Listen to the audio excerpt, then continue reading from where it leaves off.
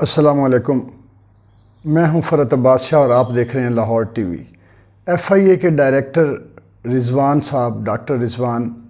وفات پا گئے، اور ظاہر ہے کہ یہ ایک بہت ہی تکلیف دہ خبر ہے پورے ملک کے لیے، اس لیے کہ ان کو پچھلے کچھ عرصے سے یہ شہرت حاصل تھی کہ وہ ایک بہت دلیر اور بہت ہی ڈٹ جانے والے آفیسر ہیں، بہت ہی برڈن لے کر کام کرنے والے اور بڑے شریف آدمی ہیں، دیانتدار ہیں اور حوصلہ مند ڈائریکٹر ہیں، افسر ہیں۔ وہ چونکہ ایک تو شوگر مافیا جو تھا اس کی وہ انویسٹیگیشن کر رہے تھے، اور ایک جو جوائنٹ انویسٹیگیشن ٹیم بنائی گئی اس کو ہیڈ کر رہے تھے کہ وہ سارا پروب کر رہے تھے، انویسٹیگیشن کر رہے تھے، اور خاص طور پہ جہانگیر ترین اور میاں شہباز شریف صاحب اور حمزہ شریف صاحب جو ہیں، ان کے وہ انویسٹیگیشن آفیسر تھے۔ جیسے ہی حکومت آئی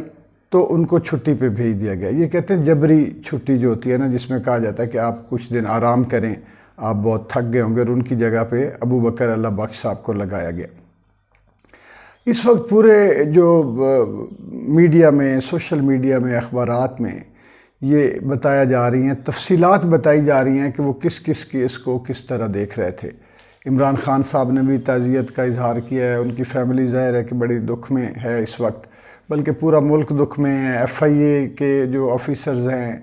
جو سبارڈینیٹس ہیں، وہ سارے تکلیف میں ہیں۔ بیوروکریٹس جو ہے وہ ایک دفعہ تو لرز اٹھے ہیں، اور بہت سارے لوگ اس کو اپنے لیے میسج سمجھ رہے ہیں کہ اگر آپ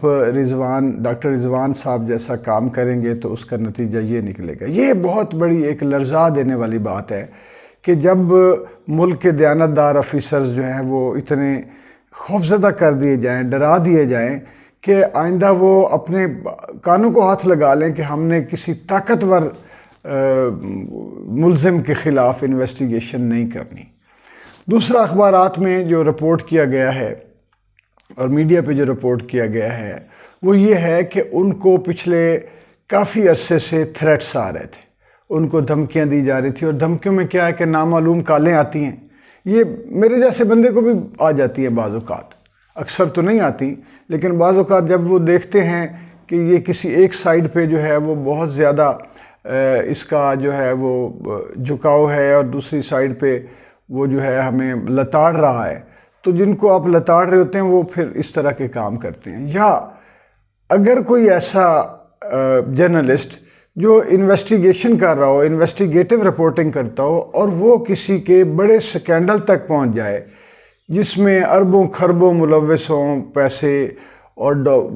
ریل پہ بڑی ایک ہیوی اماؤنٹ جو ہے اس میں ڈالرز کی جو ہے وہ ملوث ہو، اس میں شامل ہو، یا وہ ایسا کوئی سکیم ہو جس کے آ جانے سے اس شخصیت کو بہت زیادہ نقصان پہنچ سکتا ہو، تو پھر اس کو بھی تھریٹس ملتے ہیں۔ یہ پچھلے دنوں آپ نے عمران ریاض کی جو سنی کہ جی وہ مجھے ویڈیو میں انہوں نے بتایا کہ آتے رہتے ہیں threats, private calls private number سے آ جاتے ہیں، اور آج کل تو آپ کو پتہ ہے کہ یہ پرائیویٹ نمبرز جو ہیں ایپس بھی بنی ہوئی ہیں، اور یا پھر انٹرنیٹ کے تھرو جو کالز ہوتی ہیں وہ بھی آگے جا کے پرائیویٹ ہی میں کنورٹ ہو جاتی ہیں، اور اس میں نمبر کا پتہ لگانا عام آدمی کے لیے مشکل ہے، ویسے تو چل جاتا ہے، جو ایکسپرٹس ہیں ان کے لیے وہ اتنا اس آئی پی تک بھی پہنچ جانا، کوئی اس کمپیوٹر تک پہنچ جانا کوئی ایشو نہیں ہوتا۔ تو یہ سلسلہ تو رہتا ہے۔ اب ادھر آ جائیں دوسری طرف کہ اگلی بات یہ ہے کہ کچھ لوگوں کا یہ کہنا ہے کہ جیسے شہباز گل صاحب نے یہ بھی کہا ہے کہ اسی طرح میری جو گاڑی کا حادثہ بھی بڑے سلیقے کرینے سے اس کو ڈیزائن کیا گیا تھا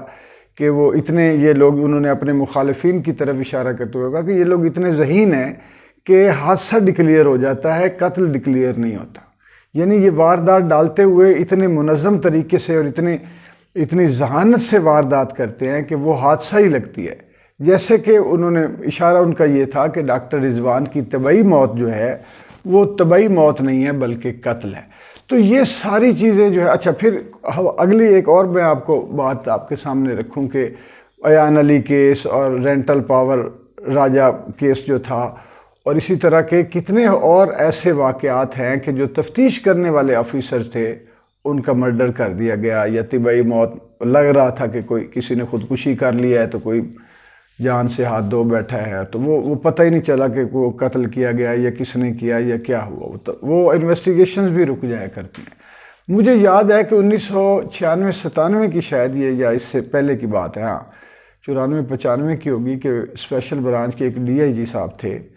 تو ان پر اس وقت کی حکومت مختلف طریقوں سے پریشر ڈال رہی تھی، اور وہ اپنے سے پہلے والی جو حکومت تھی اس کے بارے میں وہ بہت کچھ ان سے رپورٹس لینا چاہتی تھی اور جاننا چاہتی تھی۔ تو انہوں نے یہ آگے سے وہ رجسٹ کر رہے تھے کہ چونکہ یہ میری ایتھکس کے خلاف ہے کہ میں پچھلی حکومت کے بارے میں بتاؤں کہ وہ کیا کرتی رہی، اور آپ کے سامنے میں ان کے کمزوریاں اور جو چیزیں تھیں وہ رکھوں، تو ان کو پھر اس عہدے سے ہٹا دیا گیا، اور پھر وہ جب وہ اسی طرح گزر گئے، انتقال کر گئے۔ تو اس کے بعد میں نے اس وقت کے IG جو تھے وہ تھے کچھ اور آفیسرز میں بیٹھا ہوا تھا، تو انہوں نے کہا کہ جی کہ اسے ہم اپنی زبان میں سائیکولوجیکل مرڈر کہتے ہیں، کہ کسی کے اوپر اتنا پریشر بلڈ کر دو، کبھی اس کے بچے کو اٹھا لینے کی دھمکی، کبھی اس کی فیملی کی خواتین کو ریپ کرنے کی دھمکی، کبھی اس کے بچے کو گولی سے اڑا دینے کی دھمکی، ٹکڑے کر کے کاٹ کے پھینک دیں گے بچوں کو، اس کو جان سے مار دینے کی دھمکی۔ تو یہ دھمکیاں دے دے کے وہ بندے کو نفسیاتی طور پہ دل کا اس کو عارضہ لاحق کر دیا جاتا ہے، یا اتنا کمزور کر دیا جاتا ہے، یا برین ہیمریج کی طرف لے کے جایا جاتا ہے کہ اس کے لیے گولی مارنے کی یا کسی اور طرح کی جو وہ فزیکل ایویڈنس دینے کی ضرورت نہیں ہوتی۔ وہ آدمی پریشرز میں آ کے پھر اس کے لیے زندہ رہنا ممکن نہیں رہتا، اور وہ خود بھی کہیں اندر سے کنونس ہو جاتا ہے، جب پریشر بار بار بلڈ ہوتا رہتا ہے اور وہ مسلسل رہتا ہے تو وہ کنونس ہی رہتا ہے کہ یار اس جینے سے تو مر جانا بہتر ہے۔ تو اس وقت یہ ساری چیزیں مفروضے ہیں اور قیاس آرائیاں ہیں، اور یہ چیزیں سامنے رکھی جا رہی ہیں۔ تو اس میں میرے خیال میں وجہ یہ ہے کہ کیونکہ پیچھے پہلے ایک ٹریک ریکارڈ اس طرح کا موجود ہے، اس سے کنیکٹ کر کے یہ سارا کچھ سوچا جا رہا ہے۔ تو اب ہم یہ تو کسی سے کہہ نہیں سکتے کہ یہ آپ تفتیش کریں یا آپ ان کے کوئی پیچھے پروب کریں یا دیکھیں کیا ہے، کیونکہ وہ اس وقت تو ممکن ہی نہیں ہے، کیونکہ اب یہ تو میاں شہباز شریف صاحب کے بارے میں یہ بھی کہا جاتا ہے کہ ان کے ریکارڈ جو ہیں وہ جل جاتے ہیں، یا یہ جو ہے بہت جو چیزیں جو ہے کئی دفعہ پہلے بھی کہا جاتا تھا کہ بہت سارے ایسے کام جو عدالتیں نہیں کر سکتی، یا وہ پریشرز نہیں کر سکتے، یا کسی اور طریقے سے نہیں ہو سکتا، تو وہ بہتر ہوتا ہے کہ ان کو پولیس کے ذریعے کروا لیا جائے۔ تو اس لیے اب شہباز شریف صاحب کی حکومت پہ تو یہ اگر وہ کوئی بنا بھی دیں گے کوئی اس طرح کا سلسلہ کہ کوئی کمیشن کوئی انکوائری کا یا کوئی کسی کے ذمہ بھی لگا دیں گے، تو ان کے تو وہ جیسے کتنے قتل ہوئے تھے ماڈل ٹاؤن میں، اور 100 سے زیادہ لوگ زخمی تھے اور 10 سے زیادہ لوگ قتل کر دیے گئے تھے، اس کا نتیجہ کچھ نہیں نکلا تھا۔ تو اب یہ پاکستان جو ہے وہ عوام کے ہاتھ میں ہے، اور پاکستان کی تقدیر اور قسمت، اور عمران خان صاحب جو ہے انہوں نے بلانا ہے اسلام آباد میں، اور مجھے یہ لگتا ہے کہ یہ جو بار بار وہ کہہ رہے ہیں کہ میں 10 لاکھ لوگ اکٹھے کروں گا یا 20 لاکھ لوگ، تو ایک میں اور بھی چیز آپ کو بتا دوں کہ کچھ جو پاورز جو ہوتی ہے نا جی، پاور جو ہے وہ کہنا چاہیے کہ پیک ہوتا ہے، جو کہ جہاں پہ طاقتیں ہوتی ہیں، جو قوت جو تبدیلی لا سکنے والی طاقت، جو کچھ کر سکتی ہیں وہ طاقتیں، تو وہ جو یعنی کہ اس اختیار کی اس پوزیشن میں ہوتے ہیں کہ وہ کچھ بھی چیز کو ٹویسٹ کریں تو وہ ٹویسٹ ہو جائے، تو وہاں سے پاور سیکٹرز کی طرف سے مجھے یہ لگتا ہے کہ ان کو یہ کہا گیا ہے کہ آپ پاور شو کریں، عوامی طاقت شو کریں، تو ہم اسمبلیاں توڑ دیں گے یا گرا دیں گے، یہ کہا گیا ہے ان کو۔ کیونکہ یہ میں بہت ساری کچھ چیزوں کو ایسی بھی جانتا ہوں کہ جب کسی پہ ہاتھ بھی رکھنا ہوتا ہے، پچھلی جو خفیہ یا پس پردہ طاقتیں ہیں، انہوں نے سیاست میں کسی بندے کو لے کے آنا ہے یا کسی اور امپورٹنٹ کام کے لیے اس کو منتخب کرنا ہے اور وہ ویلنگ ہے، تو پھر اسے کہا جاتا ہے کہ آپ طاقت کا مظاہرہ کریں، آپ لوگ اکٹھے کریں، آپ ایک جلوس لے کے چلیں تاکہ ہمیں پتہ چلے کہ آپ میں پوٹینشیل ہے، اپنے طور پہ بھی آپ یہ کچھ کر سکتے ہیں، تو پھر ہم آپ کی مدد کے لیے آئیں گے اور مدد کرنا آسان ہو جائے گی۔ تو مجھے یہ لگتا ہے کہ اس وقت کہیں نہ کہیں ان کی کوئی بات ایسی ضرور ہو رہی ہے کسی طاقتور جو ہے شعبے سے یا طاقتور پلیٹ فارم سے یا طاقتور کسی آدمی سے، کہ جہاں پہ وہ انہوں نے کہا ہے ان کو کہ آپ اگر طاقت شو آف پاور کر دیتے ہیں اسلام آباد میں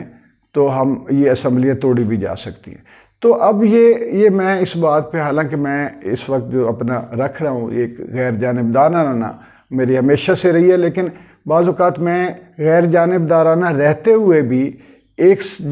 مظلوم کے ساتھ بہت لاؤڈ کھڑا ہوتا ہوں، لیکن ابھی میں اس لیے جو ہے وہ ایک لو پیس کے ساتھ چل رہا ہوں کہ اس کا تاثر بھی نہ آئے، اور چونکہ میں ایک غیر جانبدار آدمی ہوں اور بالکل میں نے زندگی میں جو ہے وہ اصولوں کے خلاف میں نہیں چلتا اور جانبداری نہیں کرتا، اسی لیے میں بہت ساری چیزیں جو ہے وہ بڑی اپنے مزاج سے ہٹ کے اس کو لو پروفائل رکھ کے میں بولتا ہوں، بات کرتا ہوں، ایک گلے شکوے کے انداز میں کرتا ہوں۔ تو اس وقت پاکستان کی عوام کے علاوہ، حالانکہ میرے خیال میں مجھے لوگ پوچھتے بھی ہیں کہ میں اس پہ ایک ویڈیو بھی بناؤں گا کہ جب عمران خان حکومت میں تھے تو آپ سب سے پہلے بولے اور سب سے زیادہ بولے، تو اب آپ بڑا حق میں ہو گئے ہیں۔ تو اس کی وجہ بھی میں بتاؤں گا کہ ایک تو یہ کہ صحافی کا کام ہی یہ ہوتا ہے کہ وہ حکومتوں کے حق میں نہ بولے، اس لیے کہ حکومتوں کو ذمہ داری سونپی گئی ہے، انہوں نے ذمہ داری لی ہے اور اب وہ جواب دہ ہوتے ہیں عوام کو، جرنلسٹوں کو، صحافیوں کو، عوام کے نمائندوں کو۔ حکومتیں جواب دہ ہوتی ہیں اور ان کو بہت کچھ ہم نے ووٹ دے کے تخت پہ بٹھا دیا ہے، بادشاہ سلامت بنا دیا، تو اب پوچھنا ان سے فرض بنتا ہے۔ اس لیے حکومت کو تو آڑے ہاتھوں لینا چاہیے، یہ صحافی کا کام ہوتا ہے، خوشامد نہیں کرنی چاہیے، ان کی تعریفیں نہیں کرنی چاہیے۔ جبکہ اپوزیشن میں جو لوگ ہوتے ہیں وہ پھر ان کے ساتھ اگر ان کی کچھ اصول اچھے ہیں یا کوئی اچھے طریقے سے پھر وعدے وعید کر رہے ہیں یا ٹریک ریکارڈ اچھا ہے، ایک اب جیسے سب کے سامنے آ رہا ہے کہ اکانومی میں عمران خان صاحب جو ان کی پالیسیز تھیں، اب موجودہ حکومت ان سے ہٹنے کی وجہ سے ہمارے جو ریزروز ہوتے ہیں وہ کافی جو ہے کم ہوتے جا رہے ہیں تیزی سے، اور بڑی معاشی بری حالت ہے ملک کی اس وقت، اور ایک طرف وہ حالت ہے اور ایک طرف یہ اس طرح کے جو اموات ہو رہی ہیں، تو یہ واقعی ایک بہت الارمنگ صورتحال ہے۔ اب یہ صرف لوگوں پر ڈیپینڈ کرتا ہے کہ وہ ایک کھلے ذہن کے ساتھ اپنی اور اپنے وطن کی حفاظت کریں۔ اللہ حافظ۔